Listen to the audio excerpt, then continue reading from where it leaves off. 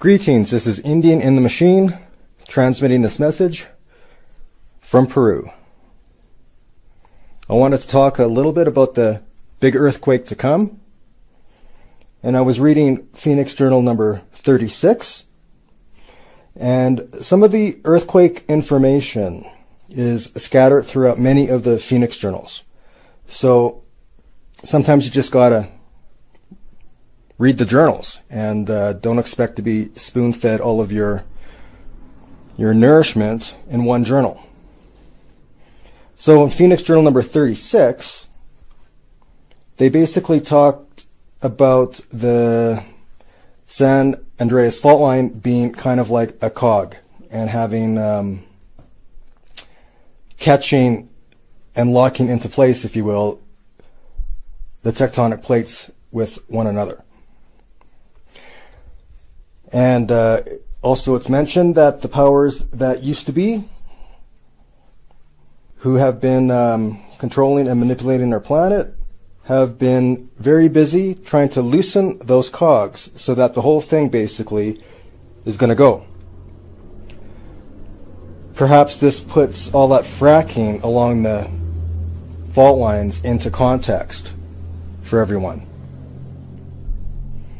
And I found it was interesting that when California basically falls into the Pacific Ocean during the big one, which will be 10 to 12 points, and actually let's say series of big ones, because pretty sure there isn't going to be just one.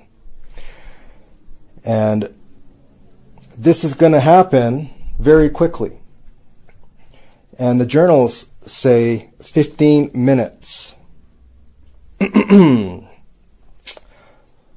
So that's quite stark. So when you feel the earth start to rumble, if you're in California, and you basically have 15 minutes to somehow get yourself out of the area, and that would include trying to do so while all the roads in front of you and around you are basically not even perhaps usable. I think if you're perceiving that somehow the highways are going to stay clear and all the traffic is going to move smoothly so that you can make your quick getaway, well,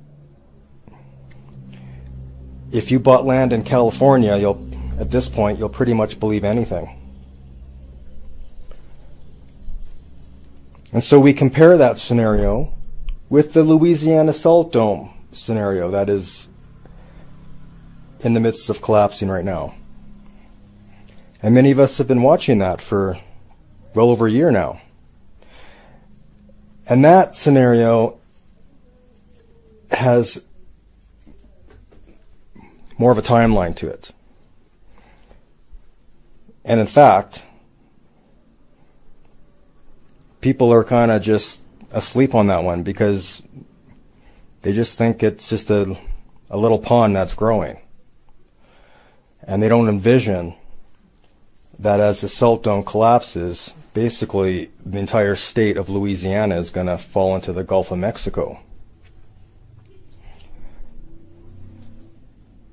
And then we have the situation on the other side of the Pacific Ocean with Japan.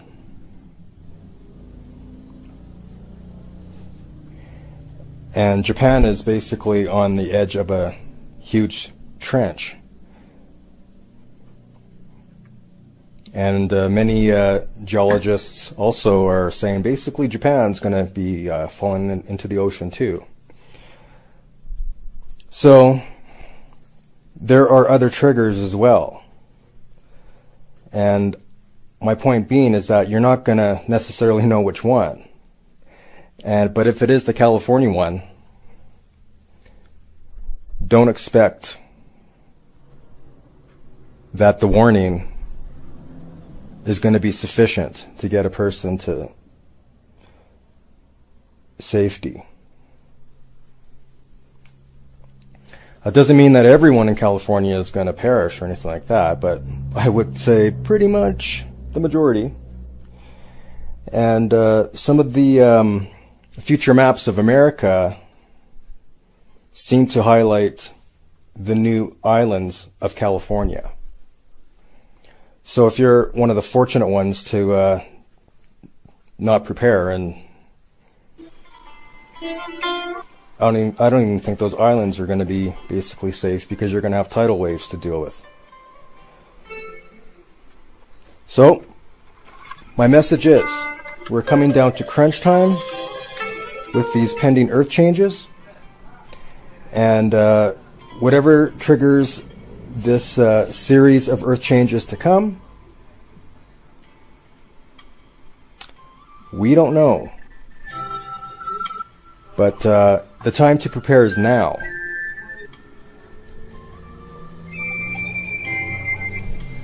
And if I could add a little tidbit, when people may have the question, well, what do I do to prepare? Well, everything is coming to one big convergence. We're not only dealing with earthquakes, we're dealing with volcanoes, we're dealing with fireballs, we're dealing with a pending pole shift, we're dealing with Nibiru in our solar system, we're dealing with a shift of basically everything. So if you want to prepare, basically you got to turn to God, and quit turning your back to God and saying, God, show me proof that you exist so that I can turn to you, because that's pretty much not how it works. And then when you are able to turn to God and stand in God's presence without cowering away, then you were able to perceive your guidance.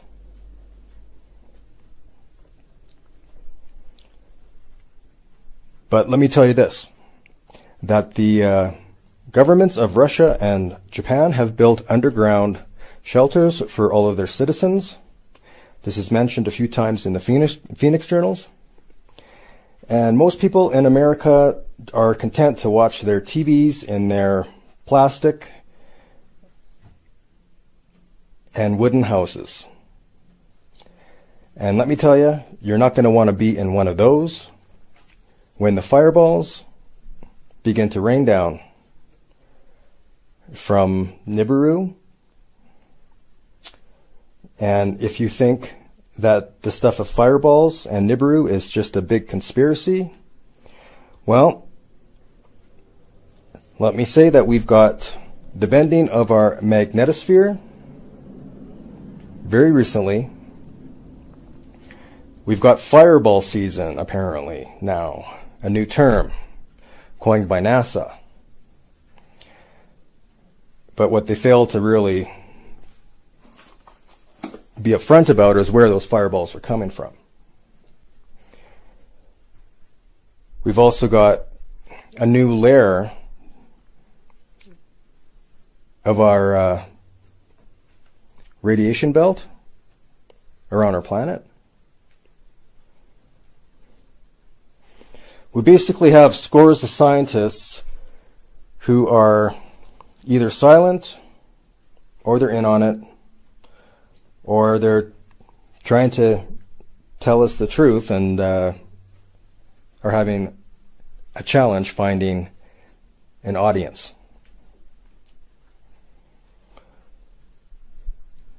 And so, to prepare physically may require basically $300 worth of materials and digging a hole in the ground and covering it with basically earth. If you remember the time of Noah, that was a cleansing by water. This time, we're being cleansed by fire. And so we don't have to dig an ark. We basically need to dig a hole and cover it with earth. And this message will find you with very few days to do so. And it's not like this message hasn't been it's not like this message hasn't been available, because even the Phoenix journals have been available for a long time. 26 years they've been coming out. So that's my message. You can expect the earth changes. You can expect the convergence of the changes of everything, basically. All life as we know it is going through a transformation, and that includes us. As our planet is birthed into a golden age, we're in the contractions right now. And yep, there might be a little bit of pain and discomfort, but then new life is birthed.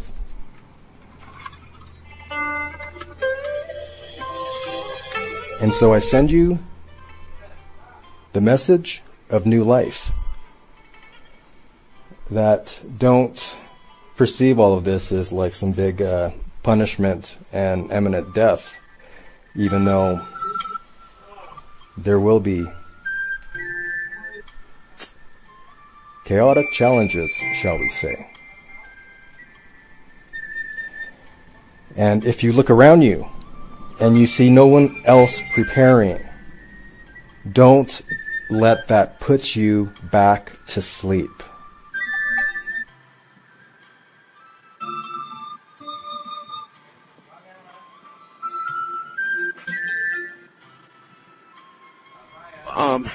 We have the North Pole and the South Pole. And we've always known it that way. North Pole's north, South Pole's south. And so it is. But it may not have been that way forever, and there is significant scientific evidence, perhaps even conclusive, that there have been prior polar shifts. In other words, where north goes south and south goes north, right? That's right. Now, absolutely. Now, how many times in our Earth's history do we think this has occurred? Well, it depends on the experts you look at, but from what we can gather, probably 7 to 8 times. They're just, I think partially they're guessing because of records, but it has happened a considerable number of times. From a biblical perspective, there is at least probably 2. I believe there was one before the creation of Adam and Eve that you'll find in Genesis. And then it appears as though when the time of Noah's flood came, that also may have incorporated at least a partial polar shift, if not a total one.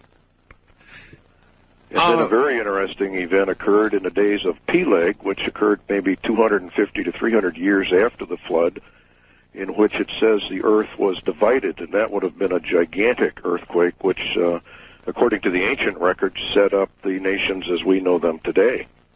The continents? Did it actually change continental formations? I mean, all right, well, let's get down to it. What do we think occurs?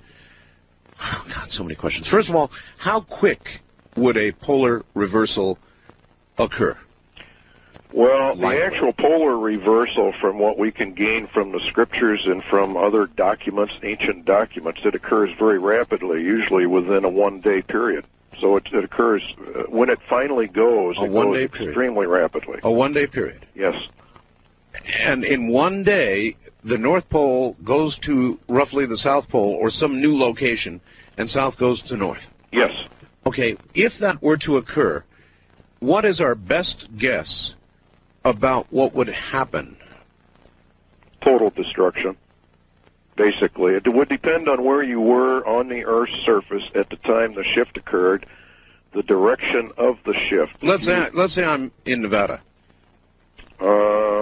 I would think from the prophecies you'd be in a lot of trouble. Well, what do you mean? I think everybody in the United States of America is going to be in a lot of trouble. Because a shift... Define trouble.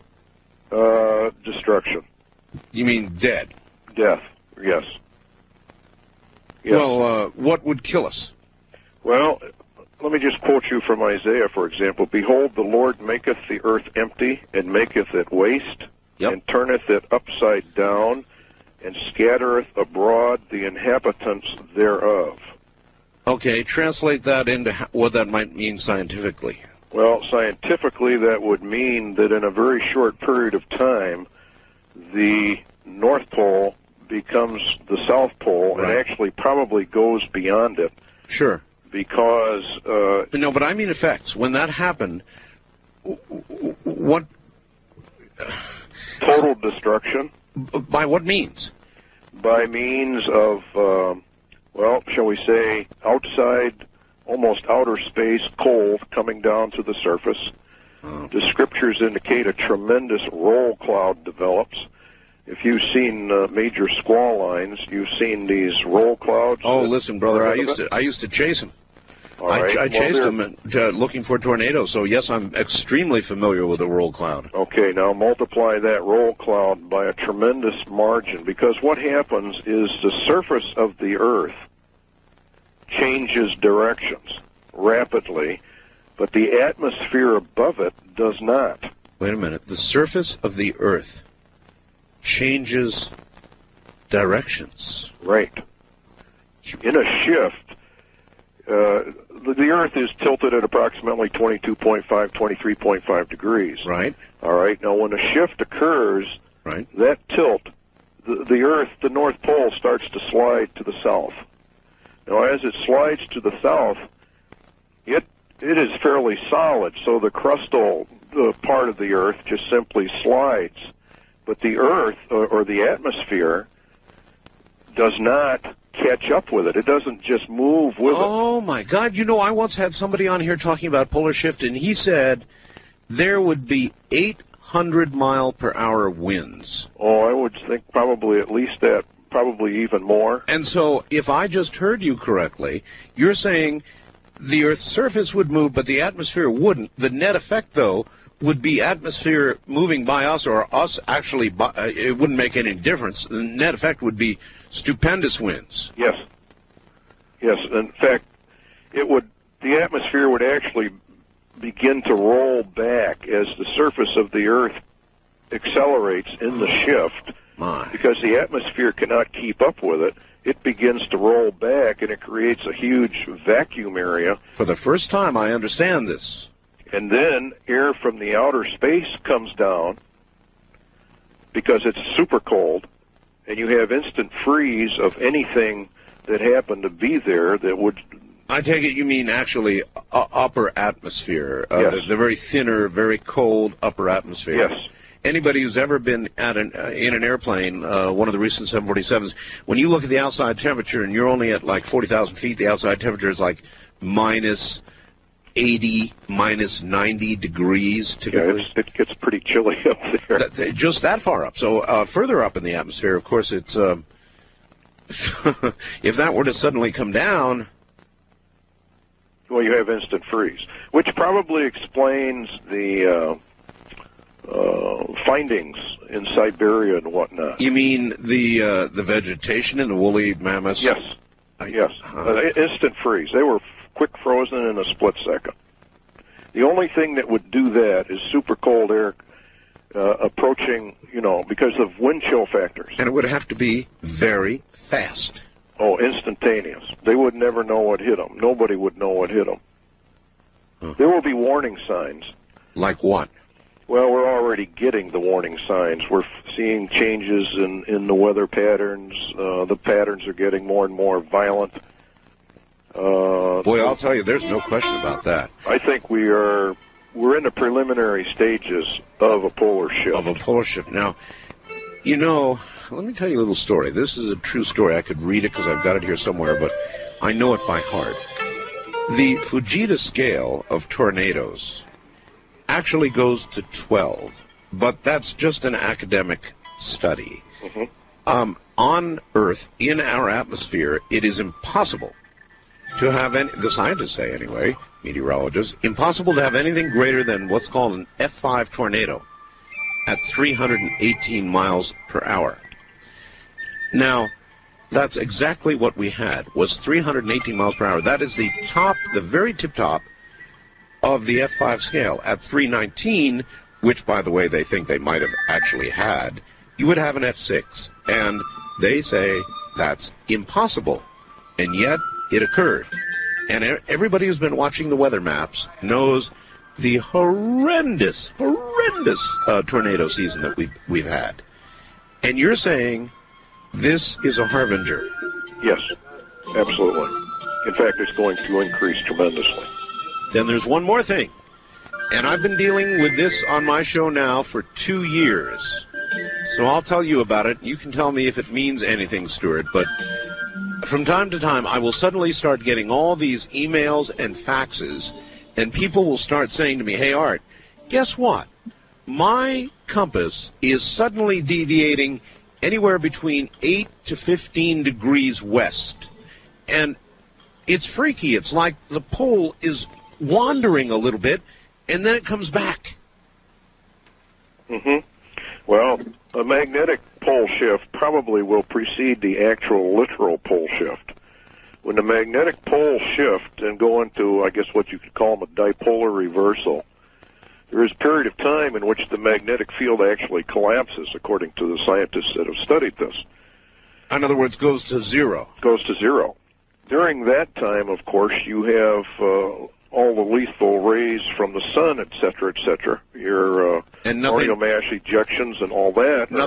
Nothing to protect you from them, right? That's right, because it's the magnetic field that actually does most of the protecting, which is one of the reasons why your satellites or manned satellites are below the Van Allen belt, because they're protected by the Van Allen belt itself from the more lethal rays of the sun.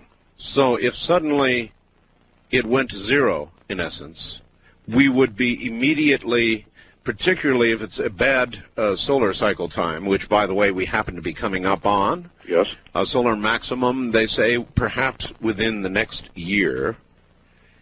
You would then be wide open to a coronal mass ejection that could flip the poles? Yes. Well, I don't know if it would actually literally create the polar shift, but it could certainly rearrange the magnetic poles tremendously. And there are some scientists that have done some research on this, and they claim that when the poles go to zero, that it has tremendous effects upon the Earth, great shaking of the Earth, and then it reorientates itself, and the North Pole becomes the South Pole, et cetera, et cetera. Stuart, I have a fellow I interview from time to time named Major Ed Dames from SciTech, which is a remote viewing organization. He has remote viewed something that he calls a kill shot from the sun. And it sounds an awful lot like what you're talking about. Could well be. There's no question that the sun is involved in this, because the time of the polar shift, according to the scriptures, and the time of a solar nova are the same. The Bible indicates in the Old Testament that the moon will give off the light of the sun, and the sun will give off 7 times the light it has now. Now, that can only be described as a mini nova. You know, it's interesting you should mention this, because I've been reading these stories just in the last few days about scientists seeing these suns go into this apparent nova condition a lot lately. I mean, they've got all kinds of new information about it, and if other suns can do it, I mean, our sun is not that unusual. That's right. It could do it too, couldn't it? It not only could, according to the prophecies, it will. And actually, the way the Lord worded it, he said the heavens will be shaken, and the powers of the heavens will be shaken. In other words, things sort of go off from their normal course. The book of Enoch says the moon shall change its laws and not be seen for its proper period. Would anybody on Earth live through such an event? Yes, there are survivors. According to the scriptures, there are survivors. Well, not many. How about scientifically? I don't in any way put down the scriptures, and I realize you're coming at this from a Christian perspective, which is fine. But scientifically, if what you suggest occurred, how would anybody live? I think, again, it would depend on your location upon the planet in relationship to the spin of the polar shift itself. In other words, if you were in an area where you were sort of in the pivot area, probably not a whole lot would happen to you. But those on the outside of the shift, you see, would have tremendous damage. Oh, I absolutely do see. In other words, inside you would hardly feel the motion. Outside, you'd be thrown from here to Kalamazoo. Yes.